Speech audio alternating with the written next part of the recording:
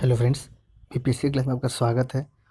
और आज हम स्टार्ट करेंगे लूसेंट ऑब्जेक्टिव का पार्ट 2 वीडियो, यानी कि वैदिक संस्कृति आज पढ़ेंगे। और इसमें जितना कवर होगा मैं वो करा पाऊँगा। उसके बाद आने वाली वीडियो में आपको मिल जाएगा इसके बाकी के पार्ट्स। तो चलिए ज़्यादा समय व्यर्थ ना करते हुए हम लोग स्टार्ट करते हैं। और बिहार सीजीएल का जो अभी तक जो एडमिट कार्ड का नोटिफिकेशन है अभी तक नहीं आया है, लेकिन आशा है कि कल शाम तक या आज शाम तक, मतलब लगभग 1 से 2 दिन में ये नोटिफिकेशन आ जाएगा और क्लियर भी हो जाएगा कि एग्ज़ाम कितने तारीख को होना है, या डेट एक्सटेंशन है या नहीं है, या उसी तारीख को है। वैसे आप 26 और 27 नंबर को डेट को ही मान के चलेंगे और अपने तैयारी को जारी रखेंगे। तो चलिए शुरू करते हैं आज का वैदिक संस्कृति। पहला क्वेश्चन है, पूर्व वैदिक या ऋग वैदिक संस्कृति का काल किसे माना जाता है? तो आप देखेंगे यहाँ पे लिखा है 1500 से लेके 1000 ईसा पूर्व तक। और जितने भी मैं ये ऑब्जेक्टिव करा रहा हूँ ये लूसेंट का, आपको पता है कि लूसेंट से सारे क्वेश्चंस आते हैं। लगभग 70% जीके का कवर आपका यहाँ से हो जाएगा, 70 to 80%। और जब जिसने लूसेंट बुक पर रखा है वो इस ऑब्जेक्टिव को आराम से लगाए, आराम से देखिए। अपना अपना जो स्कोर है आपको कमेंट बॉक्स में लिख के बताएं कि हाँ मेरा ये स्कोर है और एक अच्छा स्कोर आना चाहिए। तो चलिए आगे देखते हैं इसका दूसरा क्वेश्चन।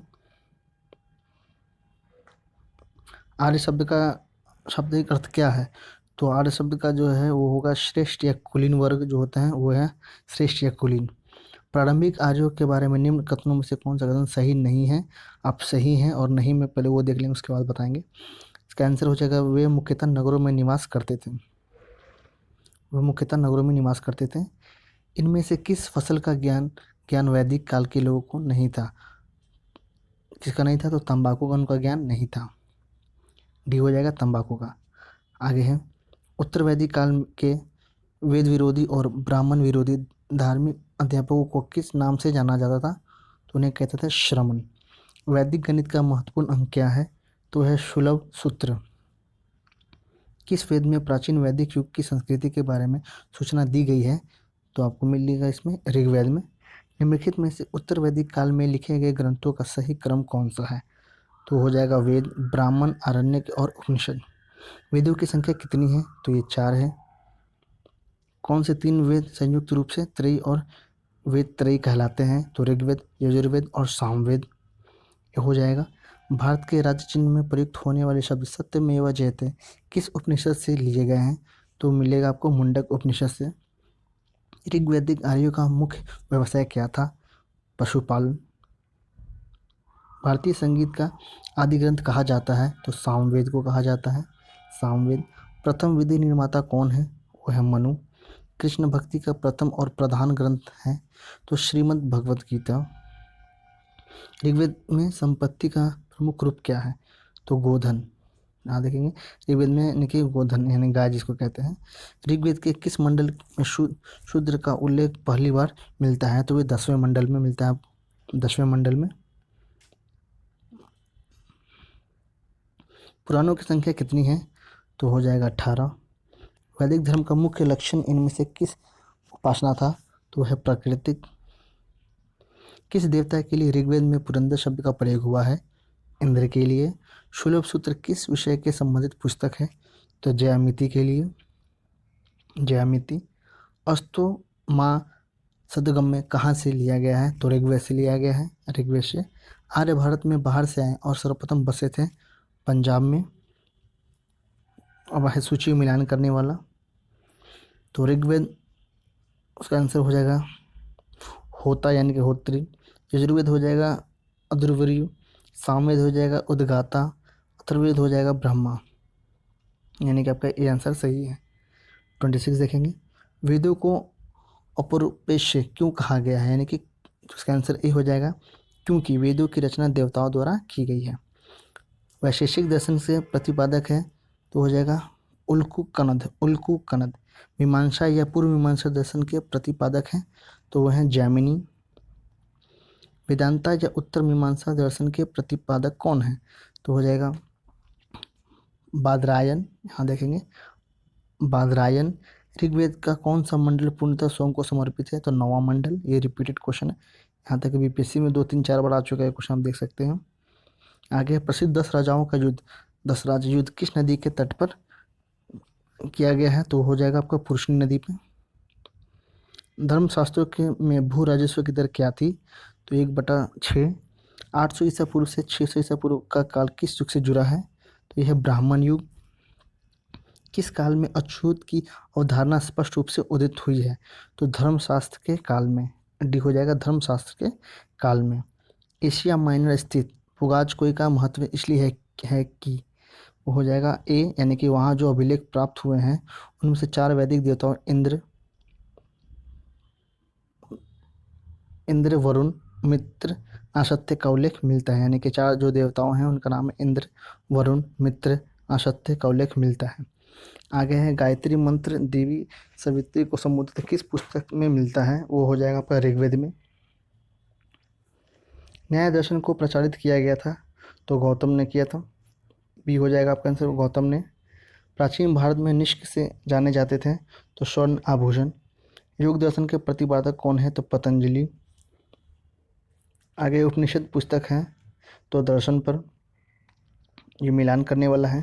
डायरेक्ट इसका आंसर देखते हैं। ऋग्वेद श्रोताओं व प्रार्थनाओं का वो संकल्प है पूरा, इसमें ऑलरेडी टिक किया हुआ है। यजुर्वेद आप देखेंगे स्रोत और कर्मकांड का है। सामवेद है आपका संगीत में स्रोत्र, और अथर्ववेद है आपका तंत्र मत एवं वशीकरण। आगे आरंभिक वैदिक साहित्य में सर्वाधिक वर्णित नदी है तो सिंधु नदी है। ये हो जाएगा इसका आंसर, सिंधु नदी। उपनिषद काल में राजा अश्वपति शासक थे तो केकई। अध्यात्म ज्ञान के विषय में नचिकेता और यम का संवाद किस उपनिषद से प्राप्त होता है? तो कंठोपनिषद से। वैदिक नदी कुंभा यानी कि काबुल का स्थान कहाँ निर्धारित होना चाहिए? अफगानिस्तान में। अफगानिस्तान। कपिल मुनि द्वारा प्रतिपादित दार्शनिक प्रणाली है तो सांख्य दर्शन। भारत के किस स्थल की खुदाई से लौह धातु के प्रचलन के प्राचीनतम प्रमाण मिले हैं? तो अतरंजी खेरा। निम्नलिखित में से किसका संकलन ऋग्वेद पर आधारित है? अब हो जाएगा सामवेद का। निम्नांकित में से कौन प्रस्थानत्रयी में शामिल नहीं है? तो भागवत। कर्म का सिद्धांत संबंधित है मीमांसा से और यह भी मिलान करने वाला है। अथर्ववेद है औषधि से संबंधित। ऋग्वेद है आपका ईश्वर महिमा। यजुर्वेद है आपका बलिदान विधि और सामवेद है आपका संगीत। आगे है चरक संहिता नामक पुस्तक किस विषय से संबंधित है? वो हो जाएगा आपका चिकित्सा से। चिकित्सा। यज्ञ संबंधी विधि विधानों का पता चलता है आपका यजुर्वेद से। वैदिक युगीन सभा थी क्या? तो एक मंत्रिपरिषद थी। वैदिक युग में प्रचलित लोकप्रिय शासन प्रणाली थी तो गणतंत्र। गणतंत्र। सबसे प्राचीन वेद कौन सा है? तो ऋग्वेद। निम्नलिखित में से कौन भारतीय दर्शन की आरंभिक विचारधारा है? सांख्य दर्शन। सांख्य, योग, न्याय, वैशेषिक, मीमांसा और वेदांत इन छह विभिन्न भारतीय दर्शनों की स्पष्ट रूप से अभिव्यक्ति हुई है तो वैदिक युग में। इसमें हुई है वैदिक युग में। निम्नलिखित में से वह दस्तकारी कौन सी है जो आर्यों द्वारा व्यवहार में नहीं लाई गई थी? वो हो जाएगा लुहार। मैचिंग है। 60 नंबर देखेंगे। आयुर्वेद, ऋग्वेद, धनुर्वेद, यजुर्वेद, गंधर्ववेद, सामवेद, शिल्पवेद आपका अथर्ववेद हो जाएगा। आगे 61 देख लेते हैं। ऋग्वेद के किन 6 मंडलों को वंशमंडल, गोत्र मंडल कहा जाता है? तो दूसरे मंडल से 7वें मंडल तक ये आपका कहा जाता है। दूसरे मंडल से 7वें मंडल तक का। किस वेद में जादुई माया और वशीकरण यानी कि मैजिकल चार्म्स एंड स्पेल्स का वर्णन है? आपका हो जाएगा अथर्ववेद में। अथर्ववेद में। आर्य शब्द इंगित करता है तो श्रेष्ठ वंश को। ऋग्वेद में कुल कितने मंडल हैं? तो हो जाएगा आपका 10 मंडल है। ऋग्वेद में 10 मंडल है। 65 देखेंगे। आर्य भारत में संभवतः आए थे तो आए थे मध्य एशिया से। कौन सा वेद अंशतः गद्य रूप में भी रचित है? तो हो जाएगा आपका यजुर्वेद। यजुर्वेद। सभा और समिति प्रजापति की 2 पुत्रियां थी का उल्लेख किस वेद में मिलता है? तो अथर्ववेद में। ऋग्वैदिक युग की प्राचीनतम संस्था कौन सी थी? तो विदत। ब्राह्मण ग्रंथों में सर्वाधिक प्राचीन कौन है? शतपथ ब्राह्मण। गोत्र व्यवस्था प्रचलन में कब आई? तो उत्तर वैदिक काल में। अनुलोम विवाह का अर्थ है उच्च वर्ण पुरुष का निम्न वर्ण की नारी के साथ विवाह। प्रतिलोम विवाह तब माना जाता है जब उच्च वर्ण की नारी निम्न वर्ण के पुरुष के साथ विवाह करती है तो इसे कहते हैं प्रतिलोम विवाह। 73 है। वैदिक युग में यव कहा जाता है तो जौ को। व्रीहि शब्द किसके लिए प्रयुक्त होता है? तो चावल के लिए। वर्ड याद रखेंगे व्रीहि। अथर्व का अर्थ है तो पवित्र जादू। पवित्र जादू, 76 देखेंगे मिलान करने वाला, शिक्षा हो जाएगा ध्वनि शास्त्र, कल्पसूत्र हो जाएगा कर्मकांड, निरुक्त हो जाएगा आपका शब्द व्युत्पत्ति शास्त्र या भाषा शास्त्र, और छंद हो जाएगा छंद शास्त्र, छंद शास्त्र। 77 है प्राचीनतम व्याकरण अष्टाध्यायी के रचनाकार कौन है, तो है पाणिनि। निम्न से कौन से स्मृति प्राचीनतम है, तो मनुस्मृति। आदि काव्य की संज्ञा किसे दी जाती है, रामायण को। प्राचीनतम पुराण कौन सा है, तो यह मत्स्य पुराण। ऋग्वेद में सबसे पवित्र नदी किसे माना जाता है, तो सरस्वती को सबसे पवित्र माना जाता है। वैदिक समाज की आधारभूत इकाई क्या है, तो कुल और कुटुंब। 83 है ऋग्वेद काल में उस सबसे प्रधान देवता की पहचान करें जिसकी स्तुति में 250 स्तुतों की रचना की गई है, वो है इंद्र के लिए। 84 है किस वेद में सभा को निरिष्ट अर्थात सामूहिक वाद विवाद का अनुल्लंघनीय कहा गया है, आपका हो जाएगा अथर्ववेद। किस रचना में नारी को सुरा और पांसा के साथ 3 प्रमुख बुराइयों में शामिल किया गया है, तो मैत्रेयानी संहिता। उत्तर वैदिक काल में किस देवता को सर्वोच्च स्थान प्राप्त हुआ है, तो प्रजापति को मिलान करने वाला है। 87 राजयोग युग क्या है, तो राजा के सिंहासन रोहन से संबंधित ये यज्ञ होता है। अश्वमेघ यज्ञ क्या होता है, तो राजनीतिक शक्ति बढ़ाने हेतु किया जाने वाला यज्ञ होता है ये। वाजपेयी यज्ञ क्या होता है, तो शौर्य प्रदर्शन व प्रजा के मनोरंजनार्थ के लिए किया जाने वाला यज्ञ है ये। और अग्निष्टोत्सव यज्ञ क्या है, देवताओं को प्रसन्न करने हेतु अग्नि को पशु बलि दिया जाने वाला एवं सोमरस का पान किया जाने वाला ये यज्ञ है। 88 देखेंगे, ये भी मिलान करने वाला है। तो पुरुषनी ये नाम है, ऋग्वेद में उल्लिखित नाम है, और आधुनिक नाम क्या है, तो पुरुषनी का आधुनिक नाम है रावी, श्रुतिपुरी का नाम है सतलज, अस्किनी का नाम है चिनाब, और विपाशा का नाम है व्यास। संस्कारों की कुल संख्या कितनी है, तो कुल टोटल 16 संस्कार हैं।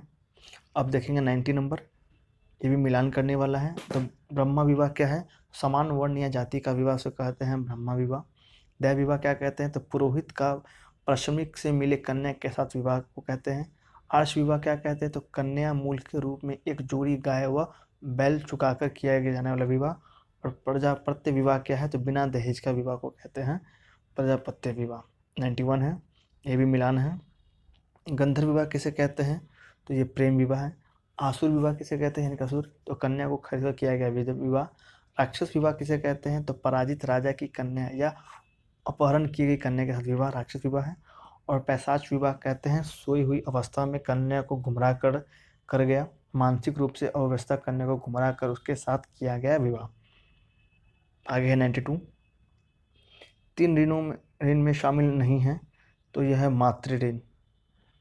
ऋग्वैदिक काल में संबंधित मृदभांड संस्कृति है, तो गिरुवर्णी मृदभांड OCP संस्कृति।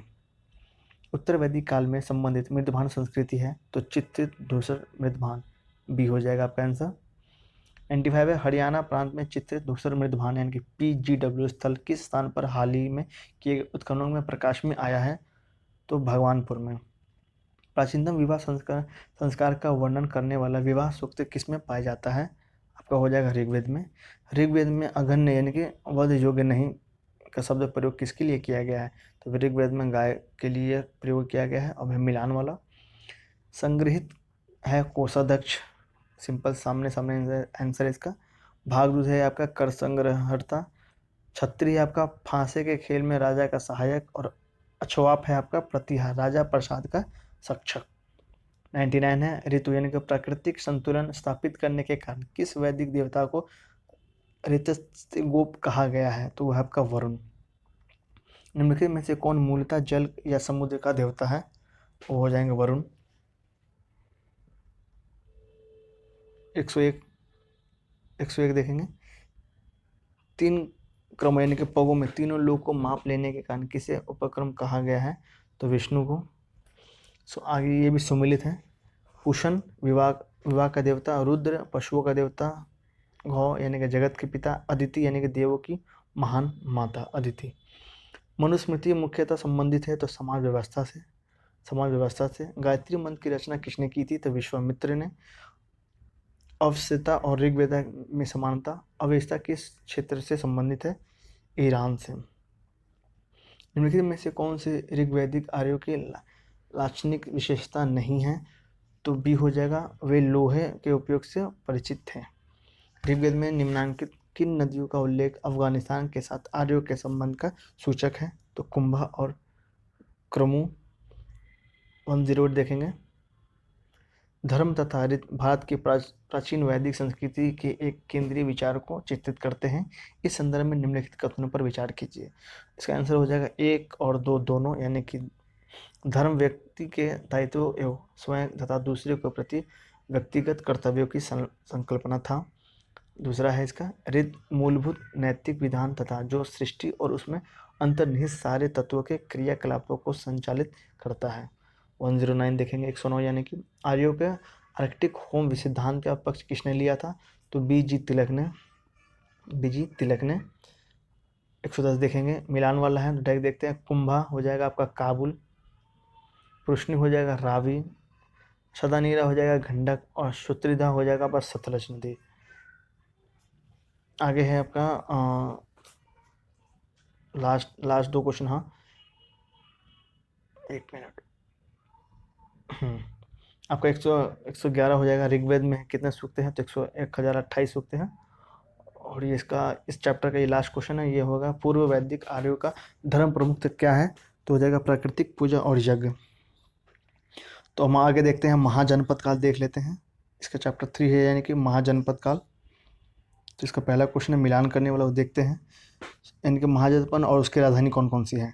तो गांधार की है तक्षशिला, सुरसेन का आपका मथुरा, वत्स्य का है कौशाम्बी और कौशल का है आपका श्रावस्ती। आगे है हरेक वंश के किससे शासक को कुनी कहा जाता है? तो कहा जाता है आजाद शत्रु को। किस शासक ने गंगा एवं सोन नदियों के संगम पर पाटलिपुत्र की स्थापना की है? वो है आपका उदयन। शिशुनाग वंश का वो कौन सा शासक था जिसके समय वैशाली में द्वितीय बौद्ध संगीति का आयोजन किया गया? उसे काकवर्ण के नाम से भी जाना जाता है, तो वह है कालाशोक। 323 ईसा पूर्व में सिकंदर महान की मृत्यु हुई थी, तो बेबीलोन में।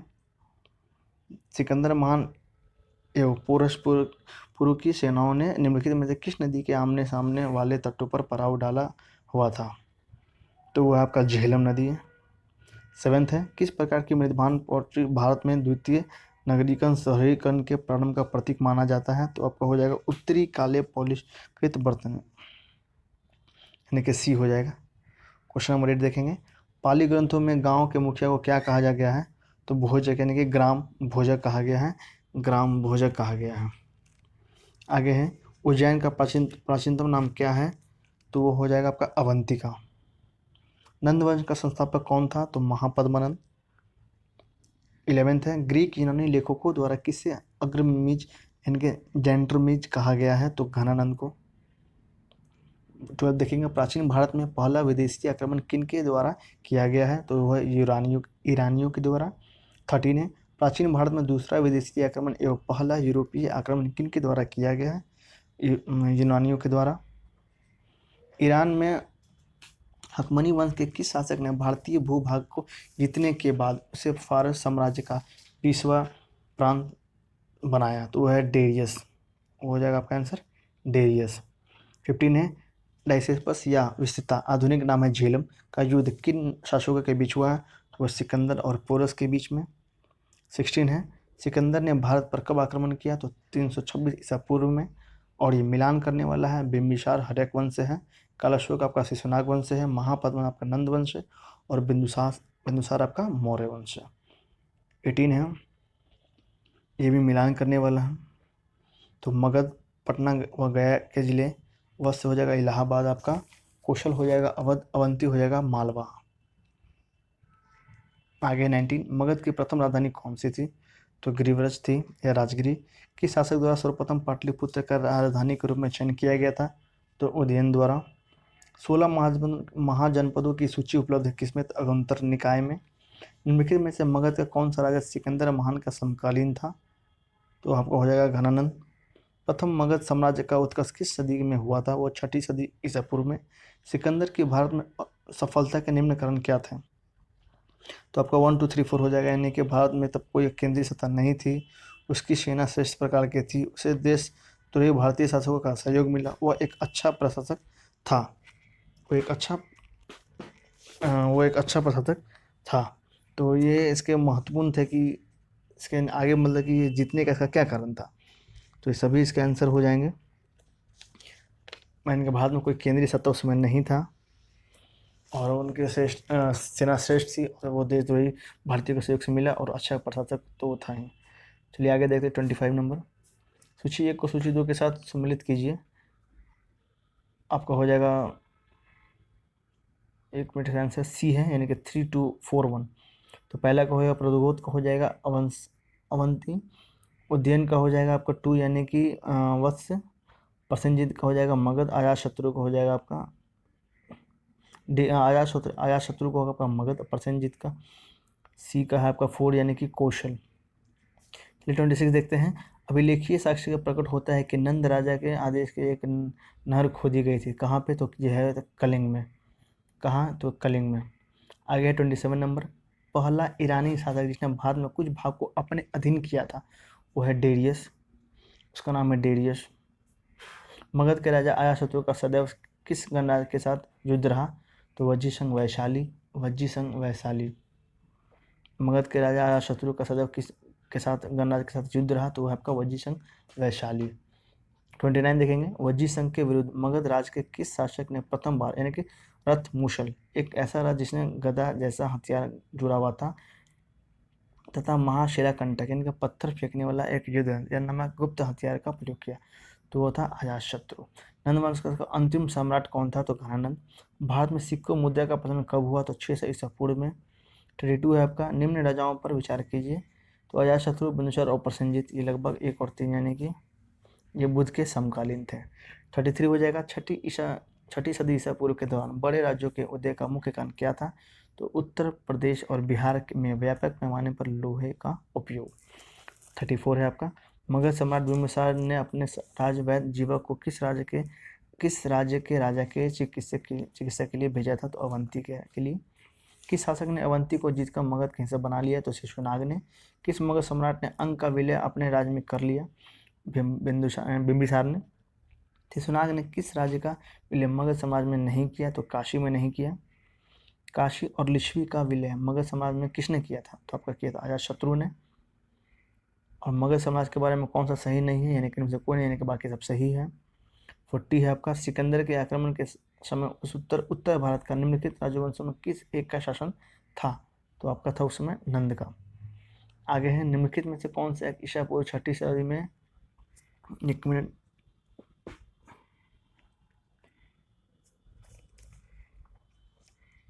इसका 41 निम्नलिखित में से कौन सा एक ईसा पूर्व 6ठी सदी में प्रारंभ भारत का सर्वाधिक शक्तिशाली नगर राज्य था? तो हो जाएगा आपका मगध।